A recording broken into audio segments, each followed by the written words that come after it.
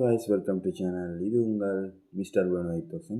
இன்னைக்கு நம்ம சேனலில் என்ன வீடியோன்னு பார்த்தீங்கன்னா, பிக் பாஸ் சீசன் 9 வந்து இன்னும் 2 கிழமையில், அதாவது 2 வீக்ஸில் வந்து ஆரம்பிக்க போகிறாங்க.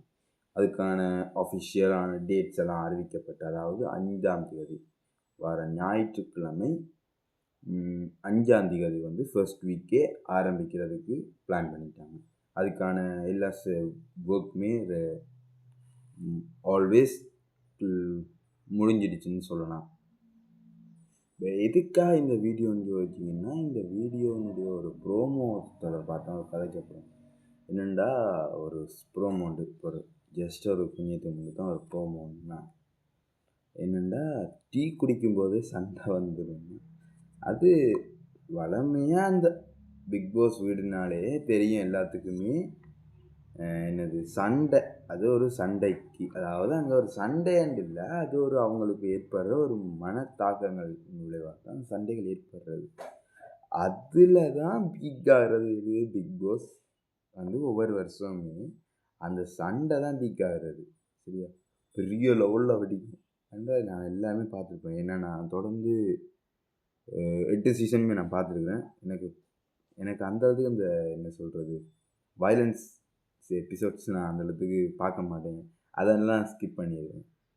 இப்போ இது என்னென்னா, இதை என்னென்னு சமாளிக்க போகிறோன்ட்டு அவர் சொல்கிறாராம். அதனால் அதுலேயும் இந்த வருஷம் பார்த்தீங்கன்னா, போன வருஷம் ஆளும் புதுசு ஆட்டமும் புதுசுன்ற ஒரு வாக்கியம் வச்சுருந்தாங்க, ஒரு டயலாக் உண்டு.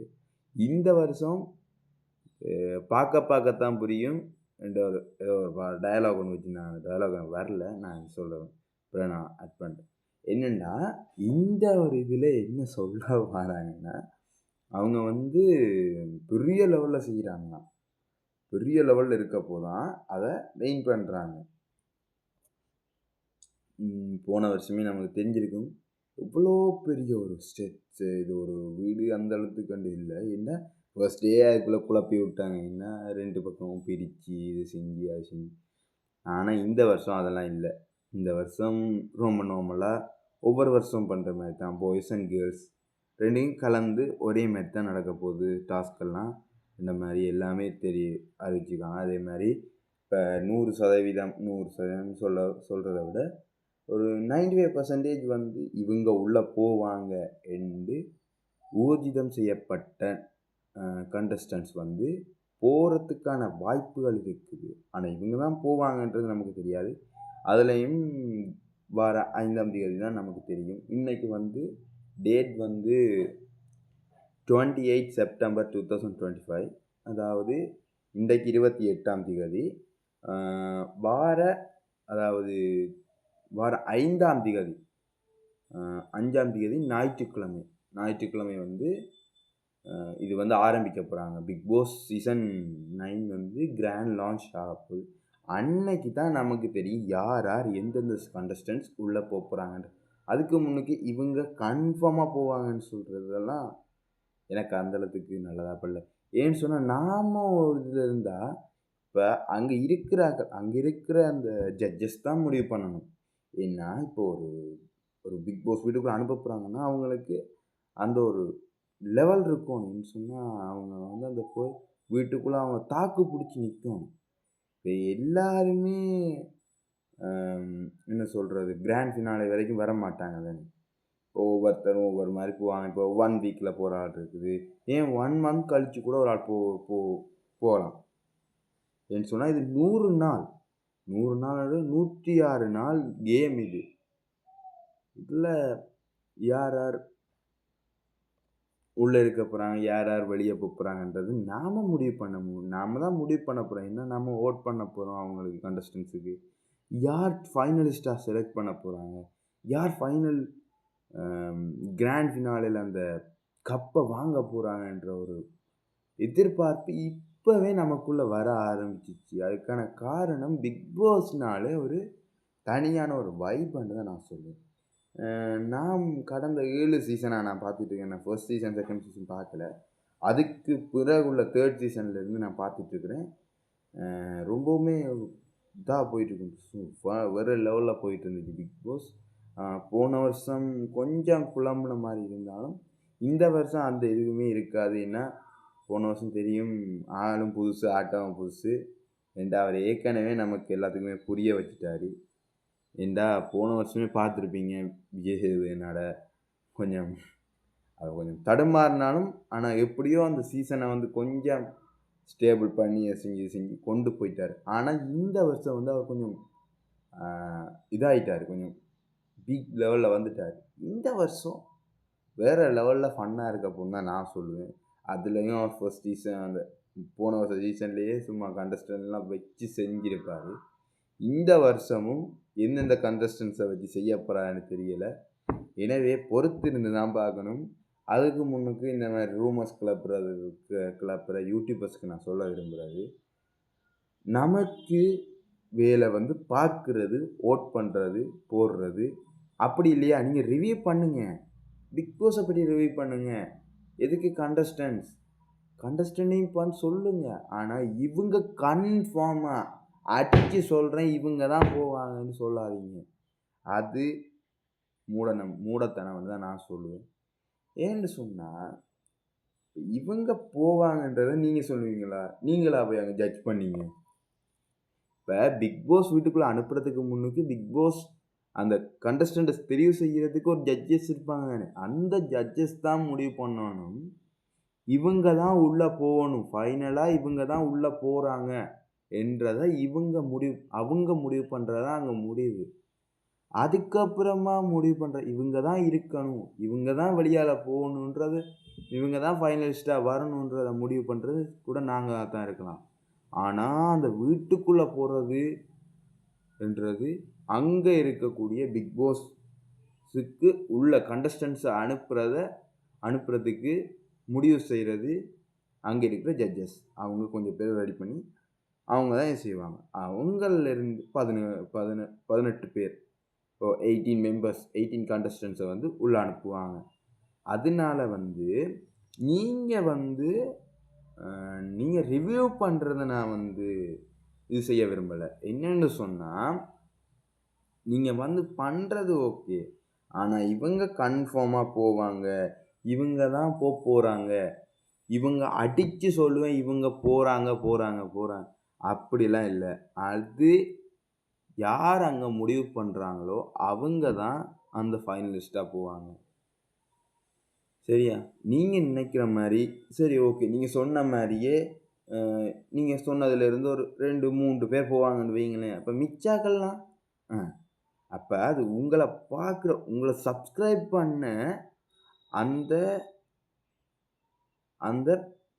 சப்ஸ்கிரைபர்ஸுக்கு தான் அதை ஏமாற்றேன். ஏன்னு சொன்னால் இவர் அடித்து சொல்கிறாரு, உண்மையாக போவாங்க போல் என்றது நினைப்பாங்க. ஆனால் அவங்க அந்த பிக் பாஸை பார்க்கும்போது அதுலேருந்து ஓகே ஒரு 2-3 பேர் தான் போயிருக்காங்க, அவன் மிச்சாக்கள்லாம் போய்யா இவர் என்ன ஃபேக் நியூஸ் எல்லாம் தந்துருக்கான்னு சொல்லி அதுக்கப்புறம் உங்களோட வீடியோவை அவங்க பார்க்க மாட்டாங்க. இது என்னத்துக்கு? இது தேவையில்லாத ஒரு விஷயம் என்று தான் நான் சொல்லுவேன். எனவே இப்படியான விஷயங்களை செய்கிறதுக்கு முன்னாடி கொஞ்சம் யோசித்து ஓகே, இப்போ இது ஒரு ஃபைனலாக இந்த ஒரு இது வருது, ஓகே இது நாம் எடுத்து பேசலாம் சொல்லி ஓகே அதை நீங்கள் எடுத்து பேசுங்க. பிக் பாஸ் போன வருஷம் அப்படி இருந்துச்சு, இப்படி இருந்துச்சு, அதுக்கு முதல் வருஷம் அப்படி இருந்துச்சு, போன வருஷத்தை விட இந்த வருஷம் கொஞ்சம் நல்லா இருக்கும், இந்த மாதிரி பேசினா கூட ஓகே என்று கேட்கலாம். கண்டஸ்டன்ஸ் வந்து அங்கே யார் தெரிவு செய்கிறாங்களோ அவங்க தான் உள்ளே போகிறாங்க. இப்போ நீங்கள் சாதாரண ஒரு யூடியூபரை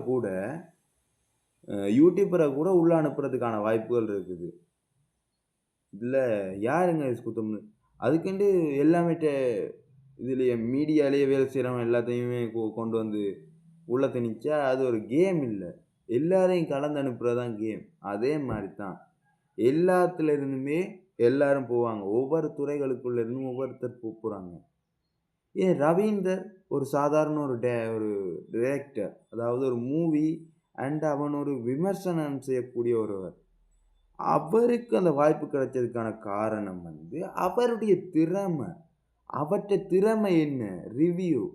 அதை விமர்சித்து அதன் மூலமாக ஒரு புகழ், அவற்றை திறமையே அதுதான். அதை அவன் வந்து இது செய்கிறான்.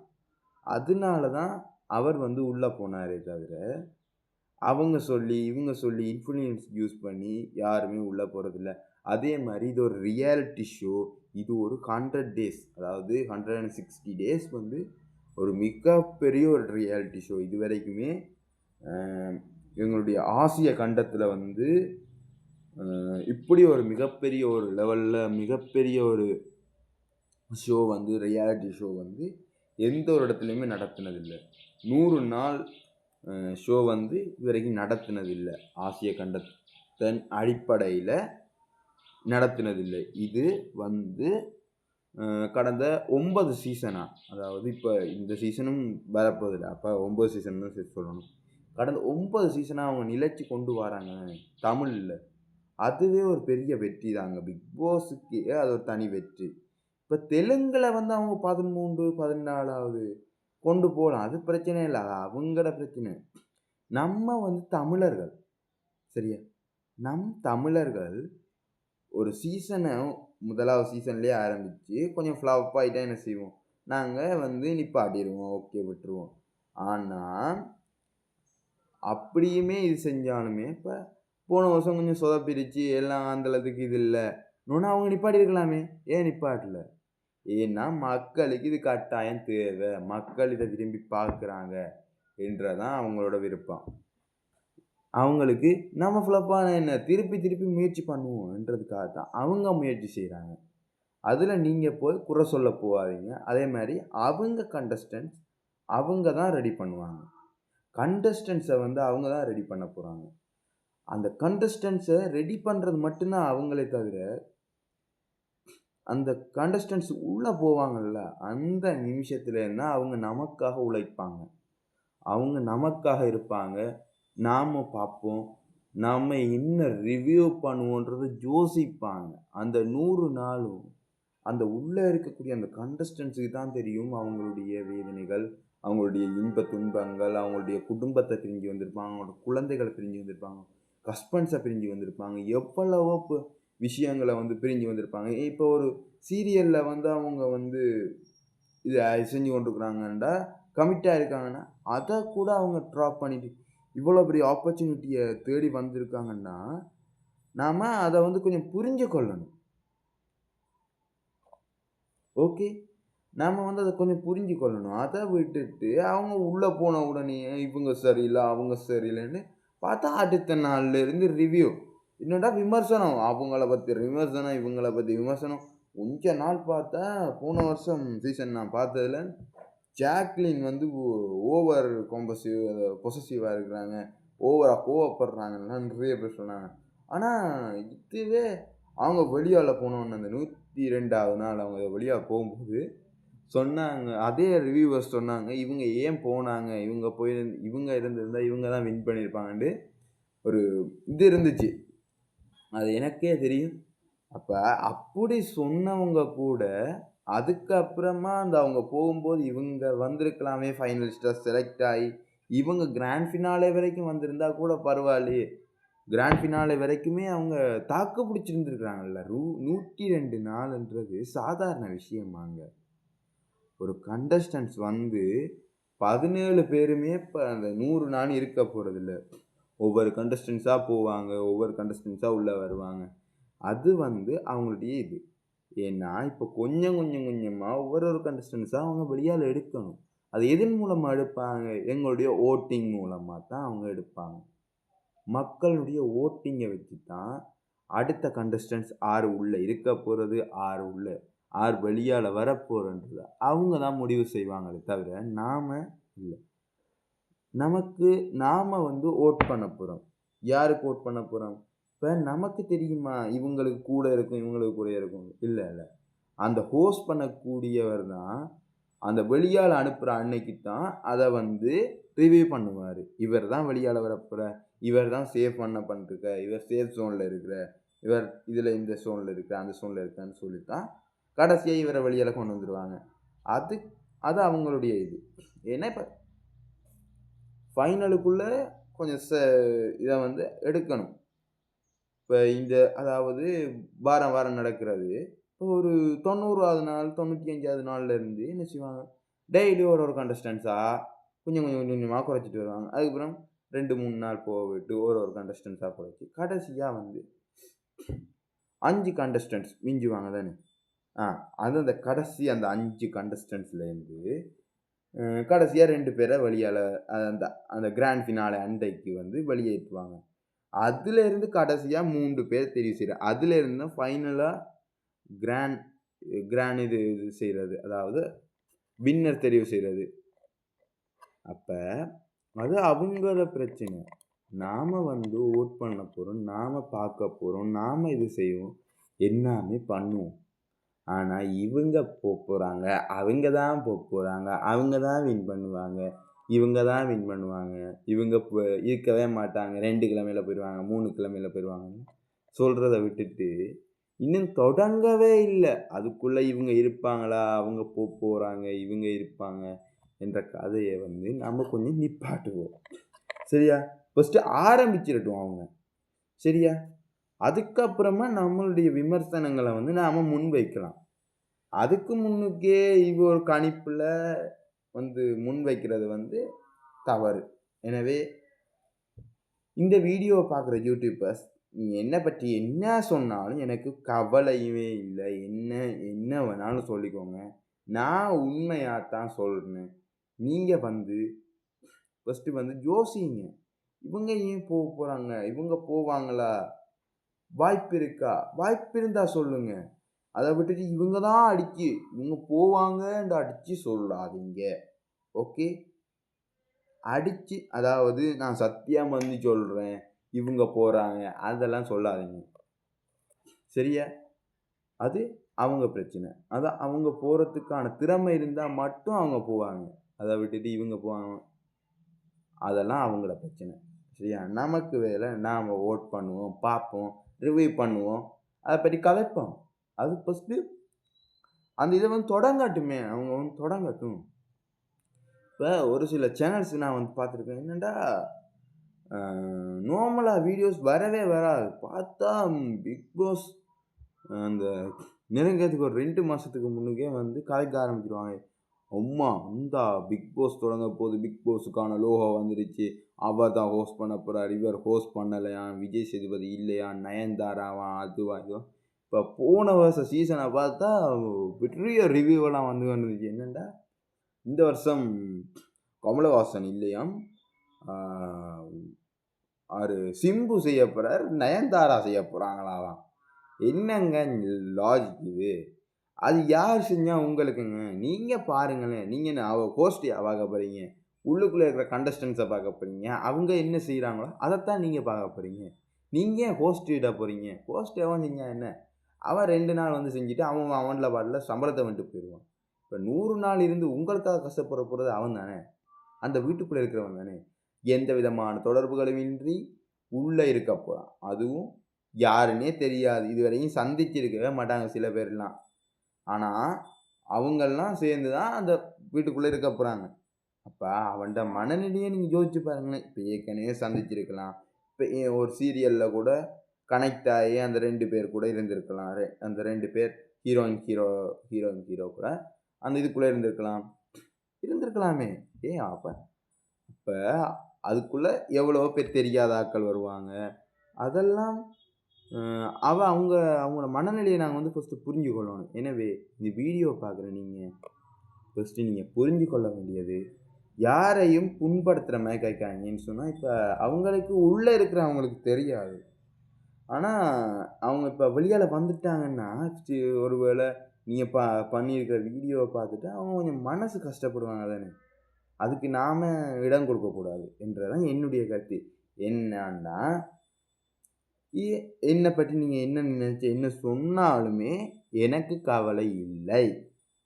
ஓகே? எனக்கு கவலை இல்லை. நான் எதற்கும் கவலைப்பட போவதும் கிடையாது. ஓகே? ரைட். சரியா? நீங்கள் என்னை பற்றி என்ன வேணாலும் கழுவி ஊற்றினாலும் எனக்கு கவலை இல்லை. ஓகே? எனவே இந்த வீடியோவை பார்க்குற நீங்கள் செய்ய வேண்டியது, இந்த வீடியோவை ஷேர் பண்ணுங்கள், லைக் பண்ணுங்கள், சப்ஸ்கிரைப் பண்ணுங்கள், என்னை பற்றி கழுவி ஊற்றுங்க. இல்லை இந்த வீடியோ பிடிச்சிருந்தா நல்லா இருந்துச்சுன்னு சொல்லி ஒரு கமெண்ட்டை தட்டி விட்டு போங்க. எனவே நன்றி, வணக்கம். நன்றி.